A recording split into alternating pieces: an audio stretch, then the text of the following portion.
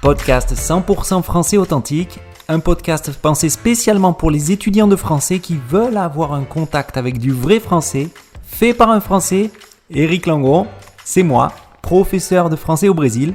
L'idée, c'est de vous parler 100% en français et de vous présenter ou de vous expliquer un fait d'actualité en français, une curiosité en français ou une chose qui me tient à cœur en français. C'est parti!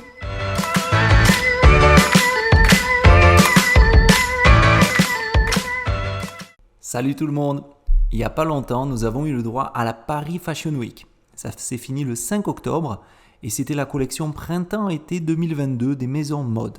Après 18 mois de défilés et de présentations digitales, la saison Printemps-été 2022 a marqué le grand retour à la normale. Retour à la normale, bon, d'un point de vue pour les événements physiques, oui. Mais on peut s'interroger si ce genre de défilé, ça représente finalement vraiment les gens normaux.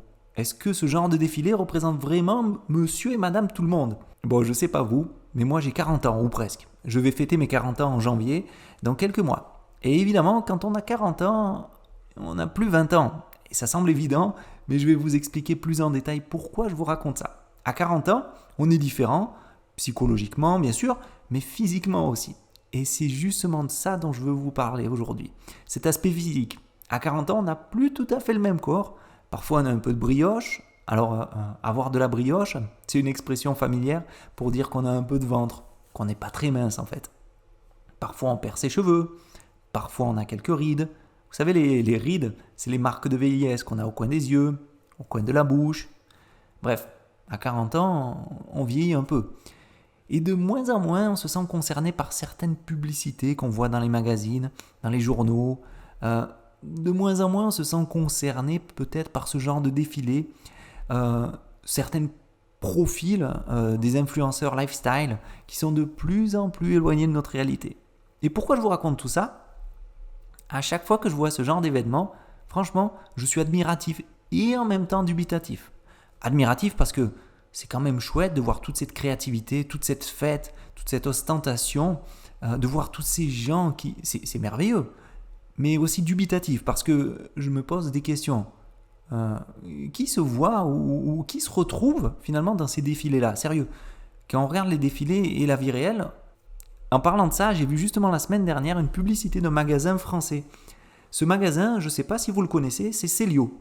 C'est une entreprise française de prêt-à-porter masculin, c'est-à-dire qu'ils vendent des vêtements, des accessoires pour hommes, des pantalons, des t-shirts, des bermudas. Vous avez aussi des montres, des bracelets, bref, un peu de tout. Alors vous connaissez probablement pas Célio, mais c'est une entreprise qu'on peut qualifier de colossale. Il y a quand même 1330 magasins dans 46 pays, principalement en France bien sûr. Et au Brésil, ils ne sont pas présents. Alors qui sait, peut-être que ça changera dans les prochaines années. Et donc Célio a lancé une nouvelle campagne de pub que j'ai trouvée géniale, génialissime. Géniale pour le message et géniale parce qu'elle me touche directement. Et bon, j'imagine qu'elle touche une bonne partie des hommes aussi. Ils ont décidé de mettre en avant des hommes normaux. Ouais, la campagne elle s'appelle Binormal. Alors je prononce à la française, Binormal. Ça vient directement de l'anglais, bi et normal. Donc soyez normaux si on voulait le traduire en français.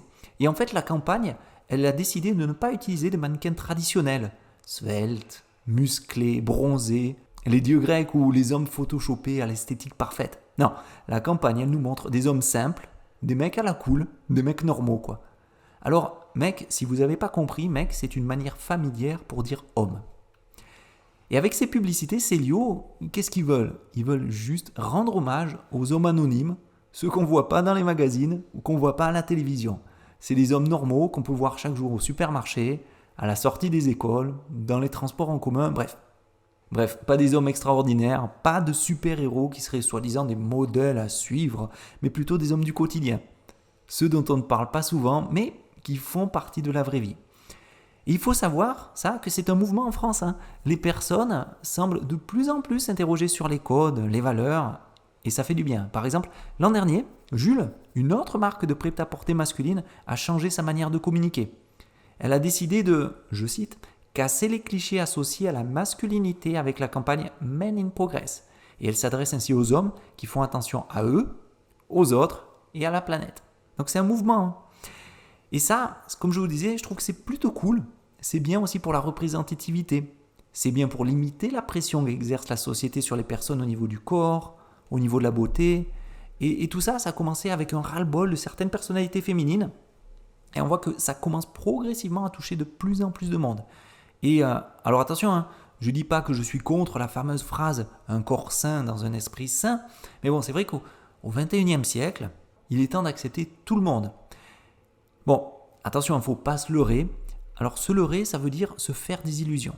Donc il ne faut pas se faire d'illusions, cette campagne, c'est quoi ? C'est une campagne publicitaire. Donc c'est évidemment du marketing pur et simple.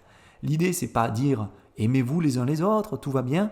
L'idée, c'est de vendre plus. Mais bon, même si c'est avec un objectif marketing, ça reste quand même honorable sur le message global. Et cette campagne, sans complexe, elle est composée de plusieurs affiches et de spots vidéo. Un spot, c'est une vidéo courte pour présenter quelque chose, généralement un produit qu'on va vouloir vendre. Donc on y voit un homme dans un supermarché qui porte ses courses, normal.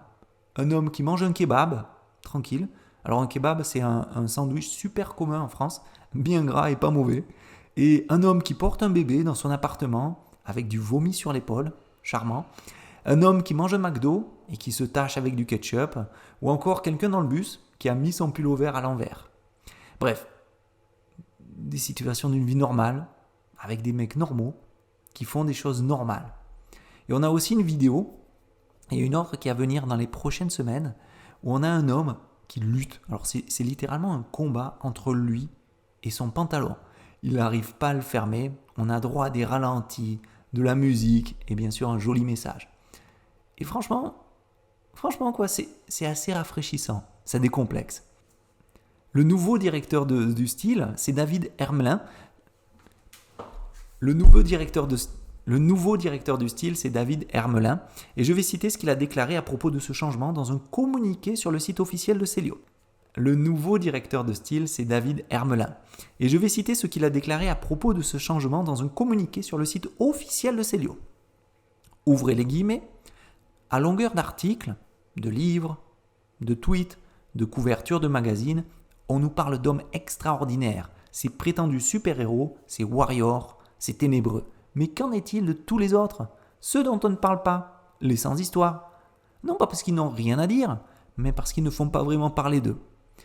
Nous souhaitons montrer la majorité silencieuse, mais majorité heureuse et bien dans sa peau. Celle qui n'en fait pas des caisses et qui préférera toujours le simple pour tous les jours à l'extraordinaire, souvent extra cher. Fermez les guillemets. Mais pourquoi, Eric, pourquoi j'ai décidé de vous parler de ça dans ce podcast ? Bon, parce que c'est un mouvement qui prend de l'ampleur de plus en plus. Alors peut-être pas encore assez à mon goût, à votre goût peut-être, je ne sais pas. Mais ce mouvement, ça s'appelle la publicité inclusive.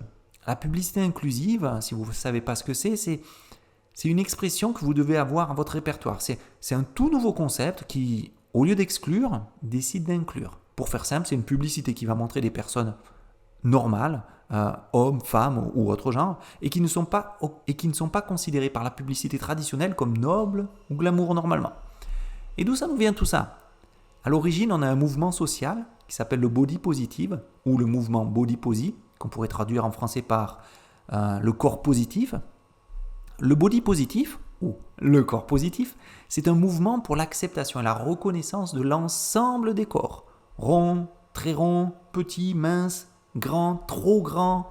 Bon, c'est un mouvement qui est bienveillant, c'est un mouvement qui est inclusif, et il se traduit par le respect envers tous les types de morphologie, et que tout le monde ait de l'amour pour son propre corps. Alors ces mouvements, ils ont été popularisés par les réseaux sociaux au milieu des années 2010, et le mouvement, il trouve son origine en 1996. À la base, c'est une association qui a été lancée par deux Américaines, Connie Sobczak et Elizabeth Scott, je ne suis pas sûr de la prononciation, après le décès de la sœur de Connie, qui souffrait de troubles alimentaires. Avec cette association, les deux femmes, elles ont voulu créer une communauté qui soit vivante et thérapeutique, qui libère des messages sociaux étouffants et qui maintiennent les gens dans une lutte perpétuelle contre leur corps.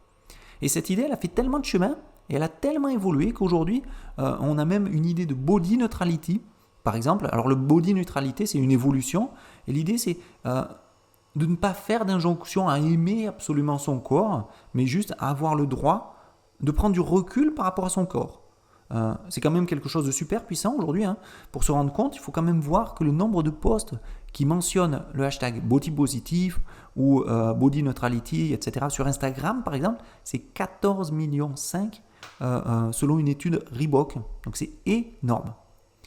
Et c'est même tellement à la mode que les agences de pub aujourd'hui utilisent clairement ce concept pour vendre plus, comme Célio ou d'autres.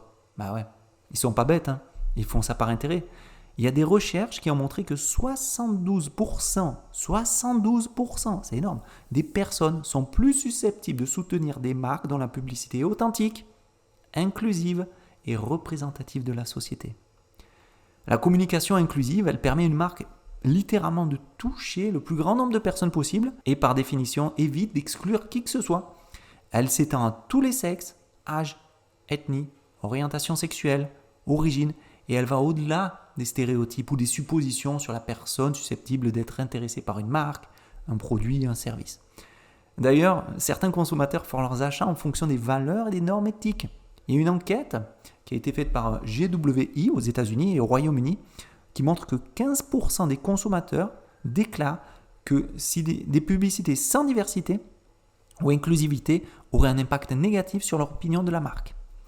Alors aujourd'hui, presque toutes les marques, y compris celles qui se montraient les plus réfractaires avant, ont cédé à toutes ces dernières années au mouvement du body positif.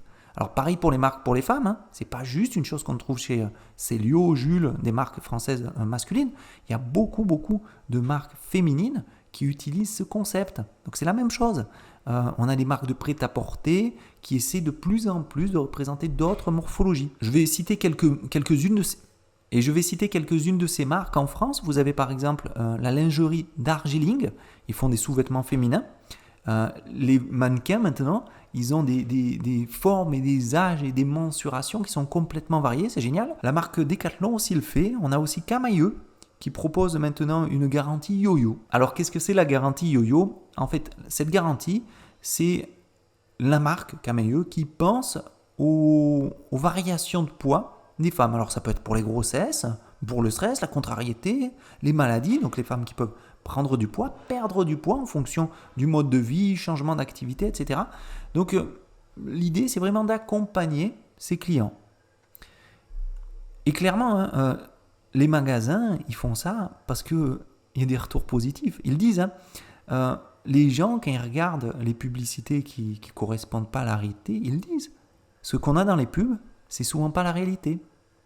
Ah, ici, c'est une bonne campagne. Elle valorise la femme pour ce qu'elle est. Avec la qualité de nos corps, les défauts de nos corps, sans être photoshopés, moi, ça me plaît. Les mannequins sont belles, mais je pense aussi qu'elles ont des défauts. Donc voilà, il faut faire attention parce que toutes ces mises en avant de Paris Fashion Week, où nous avons des silhouettes longilignes, sveltes, etc., on a des nutritionnistes qui nous alertent. Attention, je cite par exemple Muriel Gruel, qui est nutritionniste, et qui dit « Les tailles normales d'une femme, c'est entre 38 et 44, et pas entre 32 et 36. » Donc en fait, avoir une image qui ressemble à l'ensemble de la société, tant mieux, c'est bien, c'est cool. Donc on voit que les choses, elles bougent, et c'est finalement assez satisfaisant. Parce que franchement, je sais pas vous, mais voir à longueur de journée des publicités qui sont malaisantes. Alors malaisant, c'est un mot qui est récemment entré dans le dictionnaire. Et dans le Petit Robert, pour être précis, il est paru le 16 mai 2021, donc c'est très récent. Et malaisant, ça veut dire quoi ? Qui met mal à l'aise, qui crée un malaise, une gêne. Donc les gens, ils méritent pas ça, les gens, ils méritent mieux. Donc c'est assez cool d'avoir des gens ordinaires dans les pubs. C'est cool d'avoir des gens qui représentent monsieur et madame tout le monde dans les pubs. Et pas nécessairement les gens qui sont dits normaux par les marques de pub. Les gens qui sont normaux parce qu'ils sont normaux. Attention, qui décide cette norme ? Les marques ? Les pubs ? Nous ? Les gens ? Bon, je sais pas, ça c'est encore un autre domaine, c'est presque une leçon de philosophie. Et évidemment, ces marques, elles le font avec un intérêt derrière, elles veulent vendre, il ne faut pas être dupe, mais c'est pas mal. Alors pourquoi je vous ai parlé de tout ça, je ne sais pas. Comme je vous ai dit, je suis parti de la Paris Fashion Week. Après, je suis passé par une pub que j'ai trouvé bien pensée. Et après, j'ai commencé à divaguer. Alors Eric, ça c'est peut-être le signe de la crise de la quarantaine qui s'approche? Bon non, je sais pas. Et comme le disent les Normands, peut-être ben que oui, peut-être ben que non. Ça veut dire que peut-être oui, peut-être non. En fait, je voulais juste vous parler de cette pub parce que j'ai vu que c'était sympa et j'ai découvert cette pub quand j'étais en train de scroller sur mon Instagram. Ah, scroller, encore un autre mot, c'est un anglicisme qui veut dire faire défiler le contenu sur son écran informatique, une tablette, un smartphone. Bon bref, allez, je vous laisse penser à tout ça. J'espère que vous avez apprécié ce podcast. J'espère que vous avez découvert de nouveaux mots, de nouvelles expressions, de nouvelles constructions et que grâce à ce podcast, j'aurai contribué encore à l'amélioration de votre français. C'était Eric Langon, professeur de français au Brésil pour le podcast 100% français authentique. À plus!